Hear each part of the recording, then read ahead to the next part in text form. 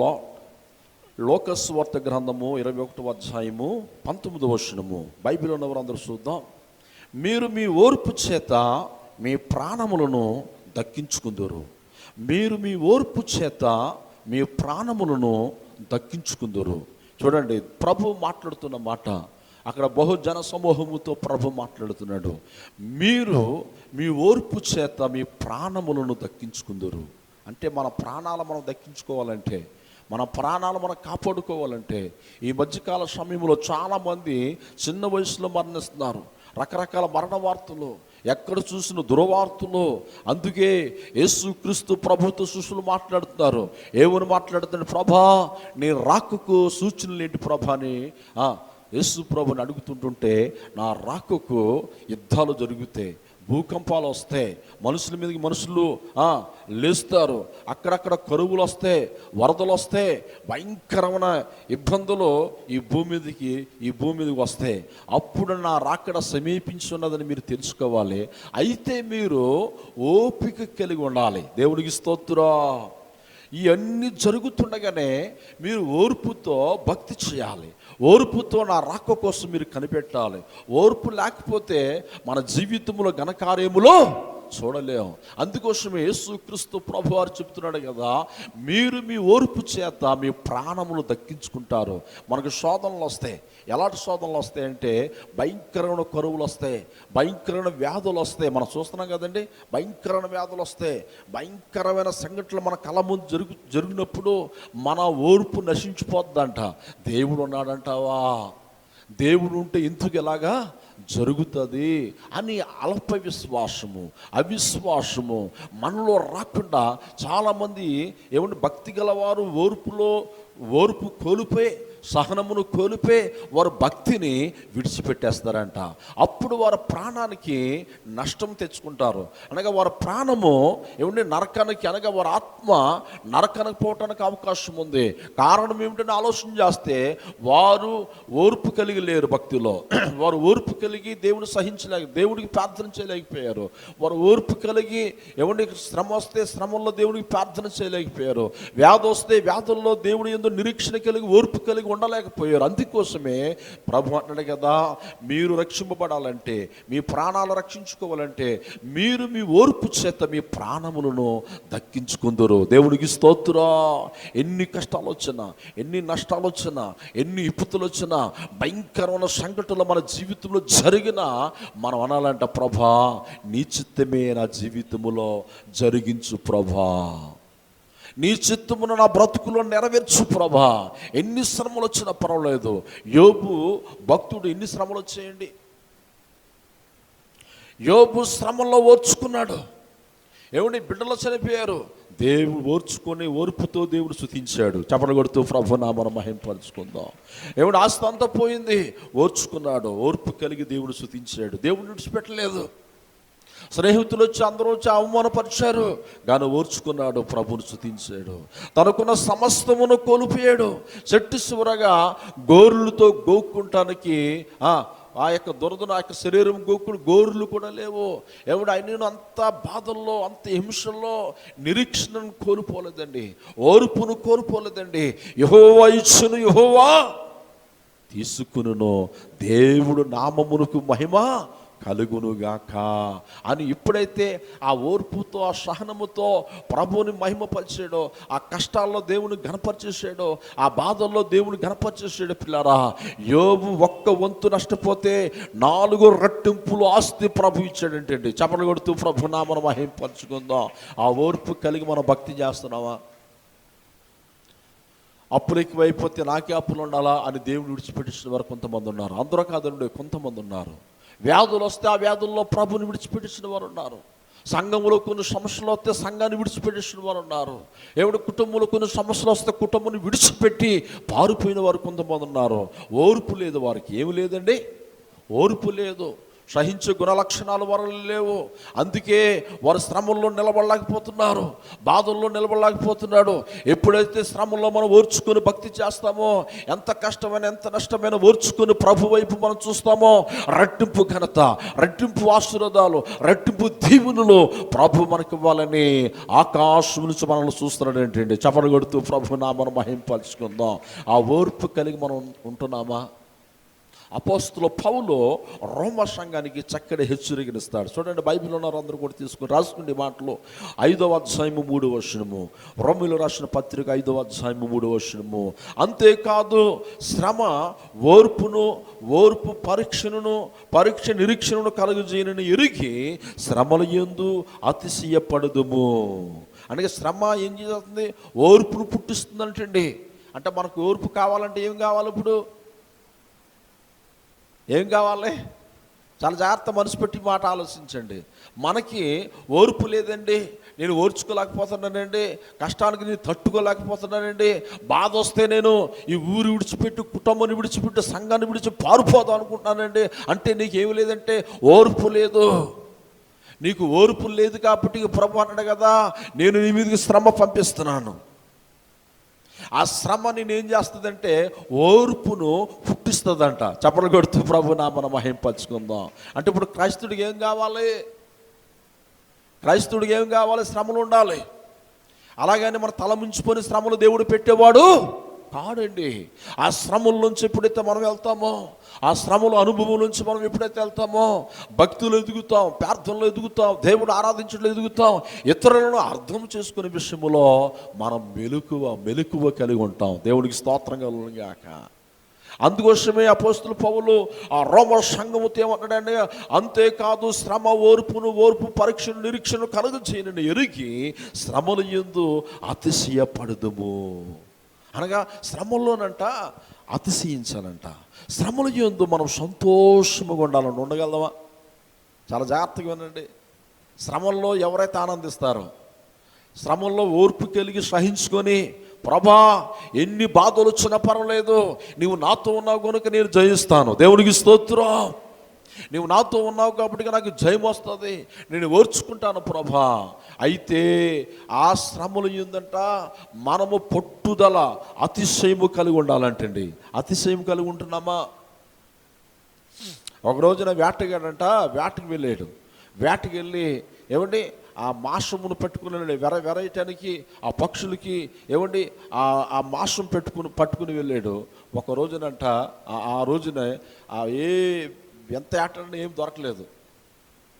ఆ మాంసం ఒక చెట్టు ఉంటే ఆ చెట్టు తోరలో ఆ మాంసం దాచిపెట్టేసి ఇంటికి వచ్చేసాడంట. ఒక నక్క చూసిందంట ఆ తోరలో, ఆ నందరములో ఆ మాంసం పెట్టుట చూసి, నక్క ఆ వేటగాడ వెళ్ళిపోయిన వెంటనే పరుగున వెళ్ళి ఆ చెట్టు తోరలోకి దూరి ఆ మాంసం అంతా కూడా చక్కగా తినేసిందంట.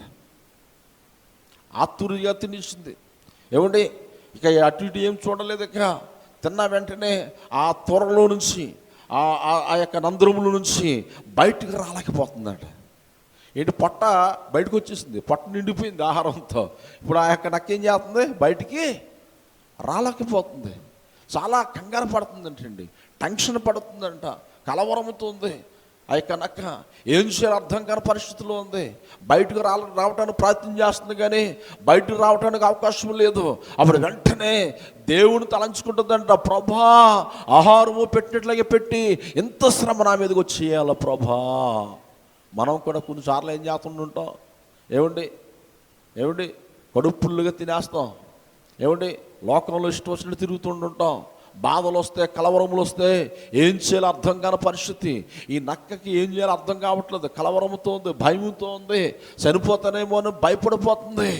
అప్పుడు ముసలి నక్క వచ్చిందంట. ముసలి నక్క వస్తే, నక్కబాబు గారు నేను బాధల్లో ఉన్నాను, ఇరుకుల్లో ఉన్నాను, సమస్యలో ఉన్నాను, నేను బయటకు పట్టడానికి ఒక మార్గం ఏమైనా చెప్పంటే, అప్పుడు ఆ నక్క అందంట, ముసలి నక్క, ఏమీ లేదు, బాధలన్నీ మర్చిపోయి ఓర్చుకో, ఉదయం వరకు ఓర్చుకో, ఓదార్పు కలిగి ఉండు, ఓర్చుకో, నువ్వు ఓర్చుకుంటే నెమ్మదిగా నువ్వు టెన్షన్ పడకు, పొద్దునకెళ్ళ నువ్వు బయటకు వచ్చేస్తావు అనబడికి. ఆ మాట విని ఆ నక్కేం చూసిందంటే, ఆ త్వరలో ప్రశాంతంగా టెన్షన్ మనిషి కలవరం మనిషి, భయపడ్డ మనిషి ప్రశాంతంగా ఉందంట. పొత్తుటి లేకపోటికి ఆ కడుపులో ఉన్న ఆహారం అంతా ఏమైపోయింది, అరిగిపోయింది. దేవుడికి స్తోత్రం. అప్పుడు ప్రశాంతంగా బయటకు వచ్చేసిందంట. చపలు కొడుతూ ప్రభు నామను మహింపరచుకుందాం. మన బాధల్లో, మన శ్రమల్లో ప్రభు మనతో అదే చెప్తున్నాడు. నీకు శ్రమలు ఉన్నాయా, బాధలు ఉన్నాయా, వ్యాధులు ఉన్నాయా, కాస్త ఓర్చుకో. మీ ప్రాణములు చూడండి, అక్కడికి మీరు ఓర్చుకున్న చేత మీ ప్రాణములు మీరు దక్కించుకుంటారు. మీరు ఓర్పు కలిగి ఎప్పుడైతే ఉంటారో, సహించుకుంటారో, మీ ప్రాణములను మీరు దక్కించుకుంటారు. అంటే మన ప్రాణాలను దక్కించుకోవాలంటే ఏం కావాలి? ఇప్పుడు మనకి ఓర్పు కావాలి. ఆ ఓర్పు ఎలా వస్తుంది? దేవుడు మాట విని ఆయన మాట యందు మనం విశ్వాసం ఉంచి, ప్రభా ఈ కష్టము నీది, దేవుడికి స్తోత్రం, ఈ సమస్య నీది ప్రభా, ఈ బాధ నీది ప్రభా అని మనం ఎప్పుడైతే ఆ నిరీక్షణలోనికి వస్తామో, ఆ ఓర్చుకొని ఆ ఓదార్పు కలిగి ఆ శ్రమను మనం ఓర్చుకొని ప్రభు వైపు మనం చూస్తామో, ఆకాశముల మేఘము తొలగిపోయినట్లుగా ప్రభు నీ జీవితంలో వచ్చిన అలజడలను యేసు నామములో తొలగిస్తాడంట. చపలు కొడుతూ ప్రభు నామను మహింపరచుకుందాం. ఆయన మాటిచ్చి తప్పిపడ్డ నరుడు కాదండి, జీవము గల దేవుడు. హల్లెలూయా. అదే మాట కొరింథీ సంఘానికి, ఆ రోమా సంఘానికి మరలా చెప్తాడు అపోస్తలుడు పౌలు. ఏమని చెప్తాడు చూడండి, 12వ అధ్యాయము 12వ వచనంలో, రోమీయులు రాసిన పత్రిక 12వ అధ్యాయము 12వ వచనము. ఒక్కసారి బైబిల్ ఉన్నవారు అందరూ కూడా తీసుకోండి. నిరీక్షణ గలవారే సంతోషించుచు.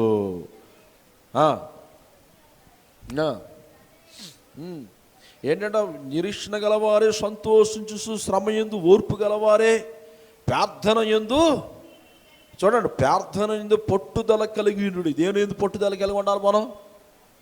అమ్మా ఇలా ఆలోచించండి, దేని యందు పట్టుదల కలిగి ఉండాలి? కొంతమంది పంతాలకు పోతారు. నేను ఒప్పుకోనంటే ఒప్పుకోను, నేను మాట్లాడినంటే మాట్లాడను, ఆ గొమ్ము తక్కువంటే నేను తొక్కను, మందిరానికి రానంటే రాను అని మన శ్రమల్లో ఏం చేస్తామంటే ప్రభుని విడిచిపెట్టేస్తాం.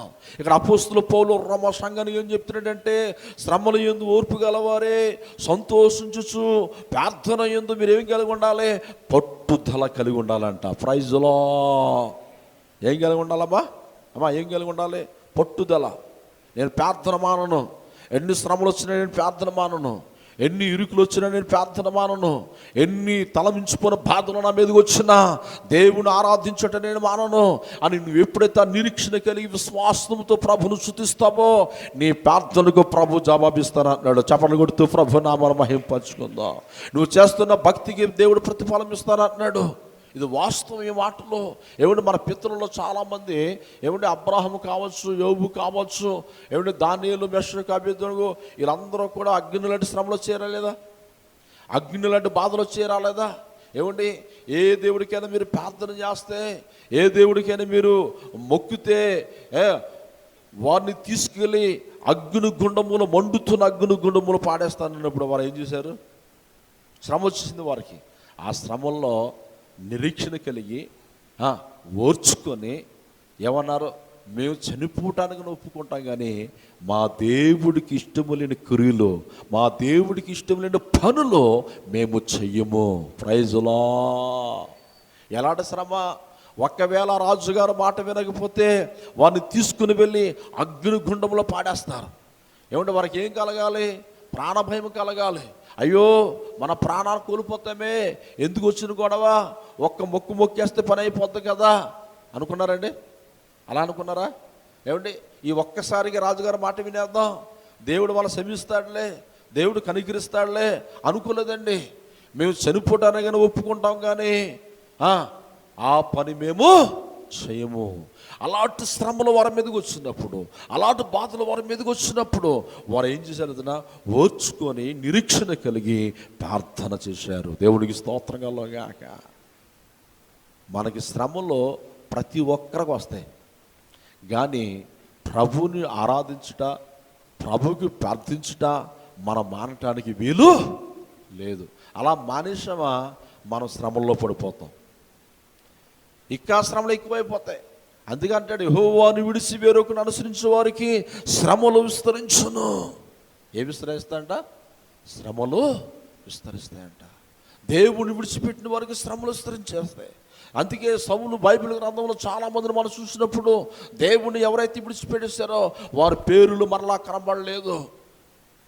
నయోమి కోడలను పిలిచి అంటది, మా దేశములో ఎన్ని శ్రమలు వచ్చినా ఎన్ని బాధలు వచ్చినా మా దేవుడు మమ్మల్ని విడిచిపెట్టడు, దైవజనుడు విడిచిపెట్టడు, సంఘమును విడిచిపెట్టడు.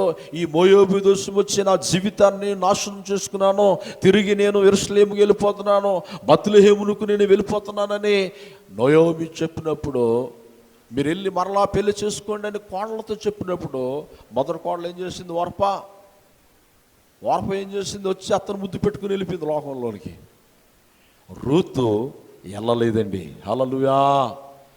అత్తగారు, నీతోనే నేను శ్రమలు ఓర్చుకుంటాను, నీతోనే శ్రమ నేను అత్తుకోనండి. ఎప్పుడైతే రూతు నయోమిని అత్తుకొని బత్లెహేమునికి వచ్చేసిందో, అత్తగారితో శ్రమ అనిపించింది, అత్తగారితో పాటు కష్టాలు అనిపించింది, అత్తగారితో పాటు అవమానాలు అనుభవించింది. నిజంగా ఆ అవమానాలు, ఆ నిందలు, ఆ ఓర్పు, ఆ సహనము, వారి మారు మనసు, వారి క్రియలు, ఇవన్నీ ఎవరు చూశారంటే ఆకాశమును దేవాతు దేవుడు చూశాడు. చపలు కొడుతూ ప్రభు నామమును మహింపరచుకుందాం. నిజముగా దేవుడు చూసి నయోమితో వచ్చిన రూతుని దేవుడు ఇశ్రాయేలు ప్రజల మధ్యలో 12 గోత్రాల మధ్యలో రూతుని మహారాణిగా దేవుడు దీవించాడు. దేవుడికి స్తోత్రం కలుగుగాక. ఒక ఉన్నతమైన స్థితిలో ఆమె ఉంది, ఉన్నతమైన ఆశీర్వాదాలు పొందుకుంది, ఉన్నతమైన పేరు ప్రతిష్టలు దేవుడు ఆమెకి ఇచ్చాడు. ఈ రూతు గ్రంథము కూడా ఆమె పేరు మీద ఒక గ్రంథము బైబిల్ లిఖించి ప్రభు మన హస్తాల్లో పెట్టాడు. దేవుడికి స్తోత్రం కలుగుగాక. ఎందుకు రూతుకి అంత ప్రాముఖ్యత ఇచ్చాడు దేవుడు? రూతుకి ఎందుకు అంత విలువలు ఇచ్చాడు దేవుడు? రూతు గర్భము నుంచి రాజులను బయటికి తీసుకొచ్చాడు, రాణిలను దేవుడు తీసుకొచ్చాడు. రూతుని బహుగా ప్రభు హెచ్చించాడు. కారణం ఏంటో తెలిసిన? అత్తగారితో పాటు శ్రమలు ఓర్చుకుంది, ఓర్పు కలిగి ఉంది. నేను అంటాను, మన సంఘములో ఏమండి, ఏ సంఘమైనా ఆ సంఘంలో కష్టమైన నష్టమైన ఆ సంఘంలో ఉన్న సేవకుడితో సంఘంతో బాధలు అనుభవించి ఏమండి కష్టాలు అనుభవించి ఏమండి ఎవరైతే నిలబడతారో వారికి దేవుడు ఆ సంఘంలో ఉన్న వ్యక్తులకి లేక ఆ సేవకుడి పిల్లలకి దేవుడు రెట్టింపు ఘనతను రెట్టింపు ఆశీర్వాదాలు ఇచ్చేస్తాడు. చపలు కొడుతూ ప్రభు నామమును మహింపరచుకుందాం. అయ్యో ఈ సంఘం శ్రమంలో ఉంది, మనం వెళ్తే మనకి శ్రమలు వచ్చేస్తాయని పారిపోతే వాడు ఆశీర్వాదం పొందుకుంటాడా? పొందుకోలేరండి. రూతును దేవుడు బహుగా ఆశీర్వదించేశాడు. అందుకోసమే అపోస్తలుల పౌలు రోమా సంఘంతో అన్నాడు కదా, నిరీక్షణ గలవారే సంతోషించు, శ్రమ యందు ఓర్పు గలవారే ప్రార్థన యందు పట్టుదల కలిగి ఉండుడి. ఉంటున్నావా పట్టుదల కలిగి?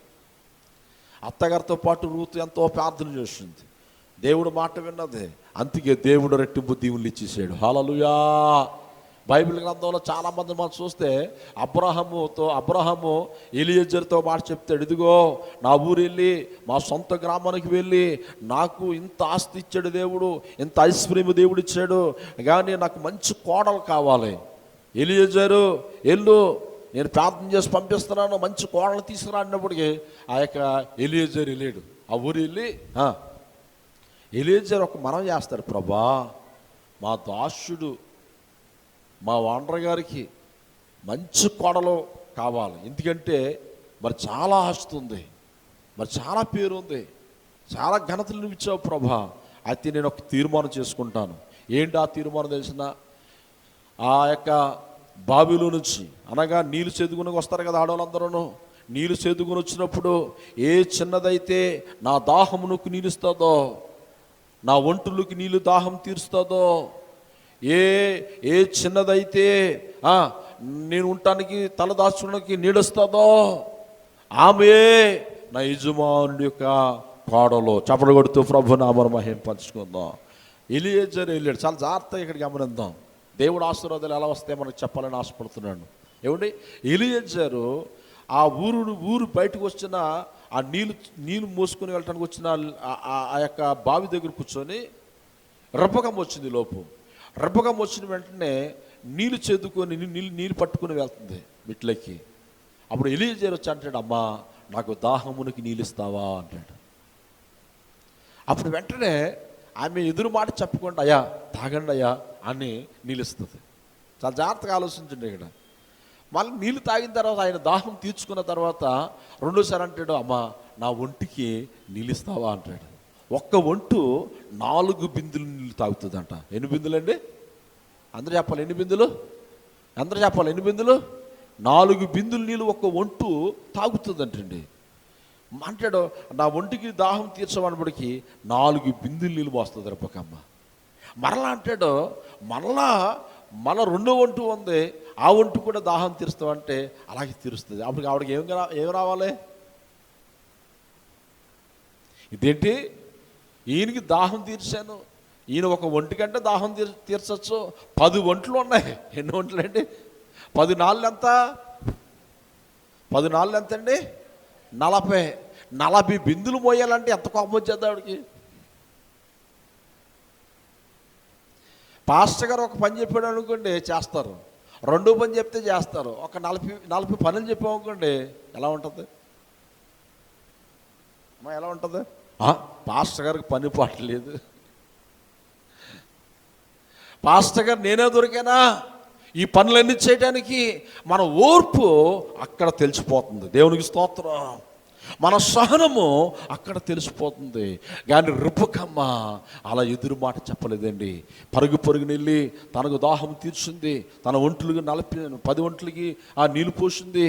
మరలా అంటాడు, అమ్మా ఈ రాత్రి మీ తల దాచుకోవడానికి మీ దగ్గర ఏమైనా స్థలం ఉందా అంటే, అప్పుడు ఇదేంటి ఎంత ఇబ్బంది పెట్టేస్తాడు ఈయన అని ఆమె సనుక్కోలేదండి.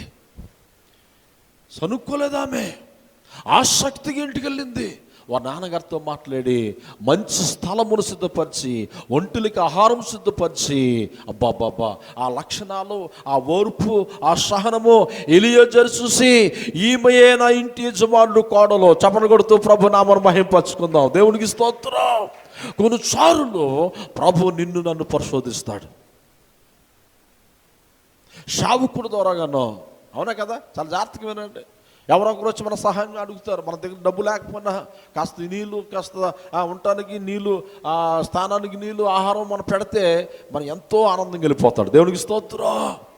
మనం చనుక్కుంటూ ఎల్లవయ్యా ఏమీ లేదు అన్నాం అనుకుంటే మన ఓర్పు ఏమైపోతుంది, మన సహనం ఏమైపోతుంది. దేవుడు కొన్నిసార్లు మనం పరిశోధిస్తాడు. దేవుడు పని ఎలా చేస్తున్నాం, దేవుడు సువార్త ఎలా ప్రకటిస్తున్నాం, ఓర్పు కలిగి సహించుకొని మన పని మనం చేసుకుంటూ మన బాధలు ఉన్నాయి, ఆ బాధల్లో దేవుడు పని చేస్తున్నామా? ఆ కష్టాల్లోనే దేవుడు పని చేసిన వారుగా దేవుడికి మనం కనపడుతున్నామా? ఒక్కసారి మనసు పెట్టి ఆలోచించండి. ఎలియాజరు రిబెక్కమ్మ ఎప్పుడైతే ఆ మంచి లక్షణాలు, ఆ మంచి బుద్ధి, ఆ మంచి జ్ఞానం, ఆ తగ్గింపు, విధేయత ఓర్చుకొని 10 ఒంట్లకి 40 బిందులు నీళ్ళు మూసిందంటే ఎంత ఓర్పు ఆమెలో ఉందో చూడండి. అందుకే రిబెక్కమ్మని వేల పిల్లలకు తెల్లిగా దేవుడు ఆశీర్వదించాడు. చప్పట్లు కొడుతూ ప్రభునా మనం మహింపరచుకుందాం. ఆశీర్వాదాలు ఎలా వస్తాయి? దీవెనలు ఎలా వస్తాయి? నువ్వు ఓర్చుకొని దేవుడు పని చేస్తే. నీ ఇంటిని చక్క పెట్టుకుంటే, నీ ఇంటి యజమానుడు మాట వింటే. కొంతమంది మనకు పెళ్ళి ఉంది, మ్యారేజ్ అయింది, చాలా జాగ్రత్త, ఓర్పు లేదు ఈ రోజుల్లో ఆడవాళ్ళకి చాలామంది. దేవునికి స్తోత్రం కలుగుగా. మ్యారేజ్ జరిగితే చాలా అమరకోటీశ్వరులు, కట్నమే 30 కోట్లు అంత ఇచ్చాడు ఆయన. ఎంతండి? కోట్లు.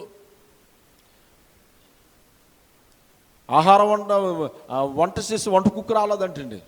ఎవరు రాలేదంట? వంట కుక్కు రాలేదు. వంట కుక్కు రాకపోతే ఆమె వంట చేయడం మానేసింది. అలా ఆయన గారు వచ్చారు, భోజనం పెట్ట, మంచి ఆకలితో ఉన్నాడు, భోజనం పెట్టబట్టి ఈరోజు వంట లేదండి, వంట కుక్కు రాలేదని బట్టికి మరి నువ్వు వండొచ్చు కదంటే, నేను ఎందుకు వండుతాను, ఎంత ఇచ్చాను? 30 కోట్లు ఇచ్చి నీకు వంట చేయాలా? ఎంతండి? 30 కోట్లు ఇచ్చింది ఎందుకు? నీకు వంట చేయడానికి కాదు అనబడికి ఆయనకి చాలా కోపం వచ్చింది. ఆ మాట అలాగ పెరిగిపోయి లాస్ట్కి వారు విడాకుల దగ్గరికి వచ్చేసారు. అంటే ఓర్పు లేదు, సహనము లేదు. అందుకే ఈ రోజున అనేకమైన కాపురాలు విడిపోవటానికి, అనేకమైన కుటుంబాలు చెదిరిపోవటానికి, అనేకమైన బిడ్డలు నిజంగా వారి చేతులతో వారి జీవితాలు పాడు చేసుకోవడానికి కారణం ఏమిటని మనం ఆలోచన చేస్తే ఆ ఓర్పు ఎవరిలో కనబట్టలేదు. ఆ రిబెక్కమ్మ ఓర్పు ఉందా? ఆ రూతు ఓర్పు మనలో ఉందా?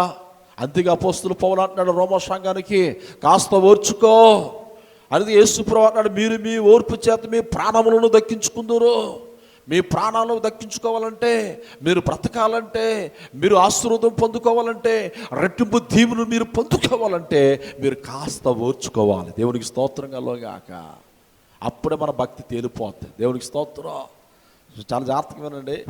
శ్రమల్లో మా పాస్టర్ గారి విషయంలో నేను చూశాను. ఆవిడ చాలా ఎంత శ్రమ అంటే నిజంగా రోజుకి 5-6 ఇండస్ట్రీలు చేయాలి, ఆ డ్రెస్సింగ్ చేయాలి. ఏమండి, ఆ నరం దొరకకపోతే నరంకి ఆ నరంలో ఆ సూది గుచ్చాలి. ఎంత మామూలు బాధ కదండి. నేను అనుకున్నాను, ఇంత బాధల్లో మీకు ఇన్ని శ్రమల్లో దేవుడి మీద చనుక్కుంటుందేమో. వాస్తవం అండి, దేవుడి మీద కోపం పడుతుందేమో అనుకున్నాను నేను. ఏ రోజు కూడా పాస్టర్ గారు దేవుడి మీద కోపం పడలేదు. చపలు కొడుతూ ప్రభునామను మహింపరచుకుందాం. ఆ శ్రమ అనిపిస్తూ ఓర్చుకుంటూ ప్రభుని చూపించింది, ప్రభుకి ప్రార్థన చేసింది. మరొకటి అనుకున్నాను నేను, ఇంత శ్రమల్లో ప్రభు నన్ను తీసుకెళ్ళిపో అంటదేమో అనుకున్నాను. ఆ మాట కూడా అనలేదు ఆవిడ. దేవుడికి స్తోత్రం కలుగుగాక.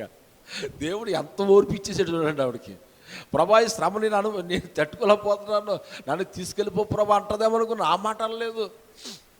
ఆ శ్రమంలో దేవుడి మీద కోపం పడుతుందేమో అనుకున్నా. దేవుడి మీద కూడా అంటే ఓర్పు. నిజంగా ఆ ఓర్పు, ఆ సహనము, ఆ విశ్వాసము ప్రభు చూసి ఈ రోజున మన మధ్యలో దేవుడు నిలబెట్టాడు. చపట్లు కొడుతూ ప్రభు నామను మహింపరచుకుందాం. ఏమిటి, యోబు జీవితంలో శ్రమలు వచ్చాయి, దానియేలు జీవితంలో శ్రమలు వచ్చాయి. ఏమిటి, సింహం బోనులు వేశారు, వారు ఓదార్పు ఓర్చుకున్నారండి ఆ శ్రమని. హల్లెలూయా. మనం ఓర్చుకోవాలి వద్దా చెప్పండి అమ్మా. పిల్లోడు మాట్లాడకపోతే దేవుడు ఎక్కడ ఉన్నాడు అంటాం, భర్త ఇంటికి రాకపోతే దేవుడు ఉన్నాడా అంటాం. అంటే దేవుడి మీద కోపపడిపోవడం. మనం చాలా జాగ్రత్తగా ఆలోచించండి. మనము ఓర్చుకుంటూ, శ్రమల్లో ఓర్చుకుంటూ పట్టుదల కలిగి ప్రార్థన మానకూడదు. ప్రైజ్లో ఎన్ని పాత్రలు వచ్చినా, ఎన్ని శ్రమలు వచ్చినా, ఎప్పుడైతే నువ్వు ఉపవాసం ఉంటావో, శ్రమల్లో పట్టుదల కలిగి ప్రార్థన చేస్తావో, దేవుడి పట్ల నీకున్న విశ్వాసమును విడిచిపెట్టకుండా ఉంటావో, ఇదంతా మనుషులు చూడొచ్చు, చూడకపోవచ్చు. ఎవరు చూస్తున్నారండి చెప్పాలి, అందరూ చెప్పాలి. ఎవరు చూస్తున్నారు? దేవాతి దేవుడు చూస్తున్నాడు. హల్లెలూయా. అందుకోసమే ఏమండి, పేతురు రాసిన పత్రికలో ఒక చక్కటి మాట నేను మీకు జ్ఞాపకం చేయాలని ఆశపడుతున్నాను. చూడండి, యాకోబు రాసిన పత్రిక, బైబిల్ ఉన్నవారు అందరూ కూడా తీసుకోండి. యాకోబు రాసిన పత్రిక 5వ అధ్యాయం 7వ వచనము. సహోదరులారా, ప్రభు రాకట వరకు ఓపిక కలిగి ఉండుడి. చూడుడి, వ్యవసాయకుడు తొలకరి వర్షము, కడవరి వర్షము, సమకూడు వరకు విలువైన భూఫలము నిమిత్తము ఓపికతో కాచుకొనుచు దాని కొరకు కనిపెట్టును కదా. ప్రభు రాక సమీపించుచున్నది గనుక మీరును ఓపిక కలిగి ఉండుడి. మీ హృదయములను స్థిరపరచుకునుడి.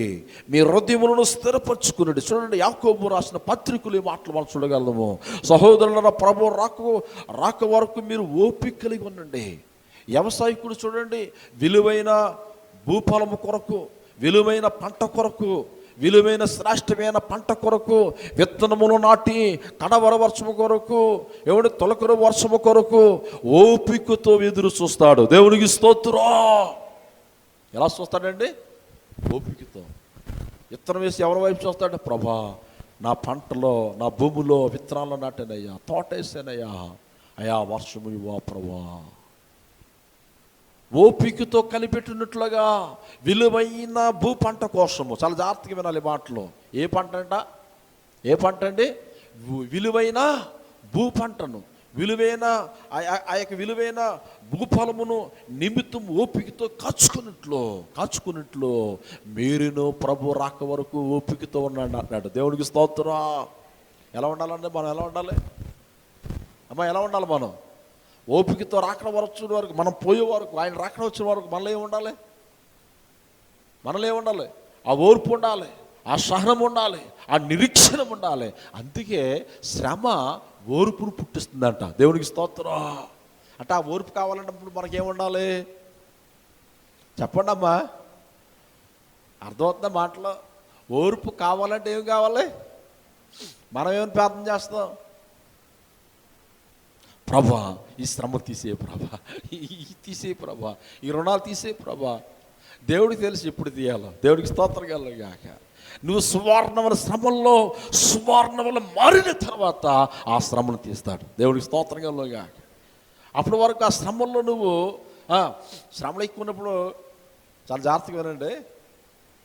శ్రమలు ఎక్కువ ఉన్నప్పుడు మనకి తెలియకుండానే వచ్చేద్ది. మనకు తెలియకుండా ఏమైనా వచ్చేద్ది చెప్పండి అమ్మా. శృతి వచ్చేద్ది, ప్రార్థన వచ్చేద్ది. అవునా? మన కృపారావు గారికి ఒకసారి శ్రమలు ఎక్కువైపోయి ఏమనుకోద్దండి, అలా అంటుందండి, చాలా శ్రమలు. డాడీ రా ప్రార్థన చేద్దాం 4 గంటలు తెల్లవారుజాను అంటే ఆయన ఎప్పుడు 4 గంటలు రమ్మని 3 గంటలకు వచ్చేసేవాడు. దేవుడికి స్తోత్రంగా. శ్రమలో ఏంటండి టైం చూస్తే 3:00 ఇప్పుడు వచ్చేయంటే నిద్ర రావట్లేదు, ప్రార్థన చేద్దాం అన్నట్టు. అంటే ఆ శ్రమంలో మనకి ఏమవుతుంది, ప్రార్థన మీద ఆసక్తి వచ్చేస్తుంది. అపోస్తలుడు పౌలు అదే అన్నాడు, నీ శ్రమల్లో ఓర్పు కలిగి పుట్టుదల కలిగి ప్రార్థన మానద్దు. దేవునికి స్తోత్రం. నీ శ్రమలు వచ్చిన రానయ్యని శ్రమలు వచ్చిన పర్లేదు, నా దేవునికి నేను ప్రార్థన చేస్తాను, నా దేవుడు విడిపిస్తాడు. అంతేగాని ఓర్పు సహనము కోల్పోయి దేవుడు లేడు, దైవం లేదు, ఎవరు లేరు, అంతే మనిషి జీవితం అని చాలామంది ఇట్లాంటి వారు అక్కడక్కడ మనకి కనబడతారు. దేవుడు ఉంటే నాకు ఈ శ్రమ రావాలా, దేవుడు ఉంటే నాకు ఈ బాధలు రావాలా, చేసిందంతా తప్పంతా ఈయన. దేవుడికి విరోధంగా ప్రవర్తించి తాగేసి రాత్రనగా పగలనగా సినిమాలు చూసి త్రాగుతూ కూర్చుంటే ఆరోగ్యం పాడైపోయింది. ఆరోగ్యం పాడైపోతే ఎవరిని తిడుతున్నాడు? ఎవరిని తిడుతున్నాడమ్మా? దేవుడిని. ఏమన్నా న్యాయం ఉందా? అంతేకంటాడు, మీరు ఇచ్చి నన్ను శోధించండి, మీరు నన్ను స్తుతించి నన్ను శోధించండి, వాక్షానుసారంగా బ్రతికిని మీరు నన్ను శోధించండి, అప్పుడు నేను కార్యము చేయకపోతే అప్పుడు నన్ను మీరు అడగండి అంటున్నాడు దేవుడు. దేవుడికి స్తోత్రం. నిజంగా మనం భక్తి చేస్తే, ఓర్చుకొని ప్రార్థన చేస్తే మన ప్రాణాలు మనం దక్కించుకుంటాం. హల్లెలూయా. మన ప్రాణాలు మనం దక్కించుకుంటాం. ఒక రోజు నా వేటగాడంట, ఏమిటి చాలా జాగ్రత్తగా వినండి, నాటుకోళ్ళు పెంచుతున్నాడంట. నాటుకోళ్ళు పెంచుతున్నాడు, బాగానే ఉంది. ఒక రోజున వేటకి వెళ్ళాడంట, పక్షుల వేటాడడానికి. ఏమిటి, పక్షురాజు యొక్క ఆ గూడులో పక్షులు పెట్టింది. ఆ పక్షుల్లో గుడ్లు పెడితే ఈ వేటగాడికి ఒక ఆలోచన వచ్చింది, ఈ గుడ్లు తీసుకొని వెళ్ళి ఆ నాటుకోడి పిల్లలతో పెంచాలని ఆసక్తి వచ్చింది. వెంటనే ఆ వేటగాడు ఆ యొక్క పక్షిరాజు యొక్క గుడ్లు తీసుకొచ్చి నాటుకోడి ఆ బుట్టలో ఆ గుడ్లు పెట్టాడు. ఒక రోజున ఆ నాటుకోడి పిల్లలు బయటకు వచ్చాయి, పక్షిరాజు పిల్లలు బయటకు వచ్చాయి. ఇవేం చేస్తున్నాయంటే, ఈ కోడి పిల్లలు కాళ్ళతో వెనక్కి దువ్వి ముక్కుతో పొడిచి ఎలా తింటాయో, ఈ పక్షిరాజు పిల్లలు కూడా అలాగే తింటున్నాయి. ఎలా తింటున్నాయండి? అలాగునే తింటున్నాయి. ఇవి కూడా కాలుతో వెనక్కి దువ్వి ముక్కుతో పొడిచి ఎలాగైతే తింటున్నాయో అలాగునే ఆ పక్షిరాజు పిల్లలు కూడా తింటున్నాయి. ఒక్క రోజున ఈ పిల్లల గుడ్డులు పోగొట్టుకున్న తల్లి పక్షి ఒక్క రోజున ఆకాశము నుంచి చూసిందంట. దేవుడికి స్తోత్రం. ఇదేంటి, సేమ్ నా ముక్కులాగా ఉంది, నా కాలులాగా ఉన్నాయి, నా రెక్కలాగా ఉన్నాయి, కోడి పిల్లలతో కలిసి ఆహారం తింటుందేంటి అని చాలా హేగ్గుమగా పరిగెట్టుకుంటూ ఆకాశం నుంచి ఎగురుకుంటూ వచ్చింది. వాలింది, చూస్తే తన పిల్లలు ఇప్పుడు ఏ పిల్లలతో తిరుగుతున్నాయి? కోడి పిల్లలతో తిరుగుతున్నాయి. ఆ లక్షణాలన్నీ కూడా ఏ లక్షణాలు ఉన్నాయి? పక్షురాజు లక్షణాలు ఉన్నాయి. కానీ తిరగడం దేంతో తిరుగుతున్నాయి చెప్పండి? దేంతో తిరుగుతున్నాయి? కోడి పిల్లలతో తిరుగుతున్నాయి. అప్పుడు ముఖంలో ముఖం పెట్టి, ఏమండి, ఈ పక్షిరాజు అంటుందంట, మీరు ఉండవలసిన స్థానం ఇది కాదు, మీరు తినవలసిన ఆహారం ఇది కాదు, ఈ కొండలు దాటి మేఘాలు దాటి ఉన్నతమైన పర్వతం మీద ఉండవలసిన స్థితి మీది, మీరు నా పిల్లలు. చప్పట్లు కొడుతూ ప్రభు నామను మహింపంచుకుందాం, రండి నా వెనకాల అనబోడికి రెక్కల మీద ఎక్కించుకొని ఆకాశంలో తీసుకుని వదిలేసిందంట. అప్పుడు ఎగురుతున్నాయంట ఆ పక్షిరాజు పిల్లలు. దేవుడికి స్తోత్రంగాక. ఎగురుతూ ఎగురుతూ ఎంతో సంతోషిస్తున్నాయంట, ఎంతో ఆనందిస్తున్నాయంట. అరే ఎంత విలువైన జీవితం ఉందా, ఎంత శ్రేష్టమైన జీవితం ఉందా, ఎంత ఉన్నతమైన మేఘాల్లో కొండల్లో దాటుకొని పర్వతాలు దాటుకొని ఎంత ఆనందకరమైన ప్లేస్ విడిచిపెట్టి ఇంత కాలము మన సమయమును వ్యర్థము చేసుకున్నామని ఆనంద బాష్పలతో తెల్లుతూ తిరుగుతూ ప్రభుని స్తుతిస్తున్నాయంట. నేనంటాను, మన ప్రభువు కూడా మనమందరం ఒకానొకప్పుడు దేవుడి పిల్లలు. హల్లెలూయా. ఎవరి పిల్లలు అండి? ఎవరితో కలిసిపోయాం? సాతాను పిల్లలతో కలిసిపోయాం. మన స్థితిగతి మర్చిపోయాం. ఆత్మీయ జీవితాన్ని విడిచిపెట్టేసి లోకంలో సాతానుతో తిరుగుతుంటే మహాకాశంలో దేవాతి దేవుడు చూసి తన ప్రియ కుమారుని భూమి మీదకి పంపించాడు. చపలు కొడుతూ ప్రభు నామమును మహింపరచుకుందాం. మీరు నా పిల్లలరా, మీరు నా పిల్లల్లో నా స్వరూపములు మిమ్మల్ని చేసుకున్నాను. మీరు ఉండవలసిన స్థితి ఇది కాదు, మీరు ఉండవలసింది లోకంలో కాదు, మీరు ఉండవలసింది ఈ లోకంలో కాదు, మీరు నాతో పాటు నా రాజ్యములో ఉండాలి. చపలు కొడుతూ ప్రభు నామమును మహింపరచుకుందాం. అందుకే యేసు క్రీస్తు ప్రభువారు ఈ భూమి మీదకి వచ్చి నీ కొరకు నా కొరకు ప్రాణం పెట్టాడు. మనం గుర్తిస్తున్నావా? మన పౌరుషత్తి ఇక్కడ కాదండి, ఆకాశం పరలోక రాజ్యంలో ఉంది. హల్లెలూయా. క్రైస్తవుడు అంటే ఎవరో తెలిసిన? ప్రత్యేకించబడినవాడు. ఎవరితో కలిసి వాళ్ళతో వెళ్ళిపోయాడు క్రైస్తవుడు కాదు. ఎవరితో కలిసి దుర్భాషలు మాట్లాడేవాడు కాదు. ఎవరితో పడితే వాళ్ళతో నడుచుకుంటూ వెళ్ళిపోయి సావాసం చేస్తూ దేవుడి దగ్గరికి వచ్చిన వాడు దేవుడి పిల్లలు కాదండి. దేవుడు స్వరూపములు మార్చివేయబడి యేసు రక్తములు కడగబడి ఆయన పిల్లలుగా ఆత్మీయ జీవితములు ఎప్పుడైతే మనం ప్రవర్తిస్తామో, ఎప్పుడైతే నడుచుకుంటామో, ఆ ఉన్నతమైన శిఖరాలు పక్షరాజు దాటి ఆనందించినట్లుగా సంతోషించినట్లుగా మనము కూడా సంతోషిస్తాము. చపట కొడుతూ ప్రభు నామమును మహింపరచుకుందాం. అట్టు కృప, అట్టు ఆశీర్వాదము, అట్టు దీవెనలో ప్రభు నీకు నాకు ఇవ్వాలని నీ శ్రమల్లో నువ్వు ఓర్చుకోమన్నాడు. హల్లెలూయా.